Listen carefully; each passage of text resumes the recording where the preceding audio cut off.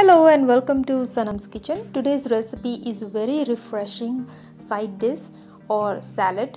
It is a raw mango and onion salad. It is also called Kachumber in Gujarati, and it is very flavorful and it can make any meal delicious. This can be served as a side dish and it will enhance the taste of the meal 10 times.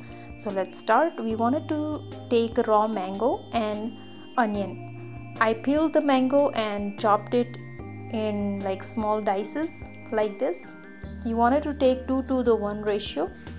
Now in a bowl add raw mango and onion, and we are going to add some spices like red chili powder, sugar, salt to taste, and roasted cumin powder, some freshly chopped coriander. Mix this really well, and here you go. Raw mango and onion side dish or kachumber salad is ready. It's ready to be served as a side dish, and it can enhance the taste of your meal like 10 times.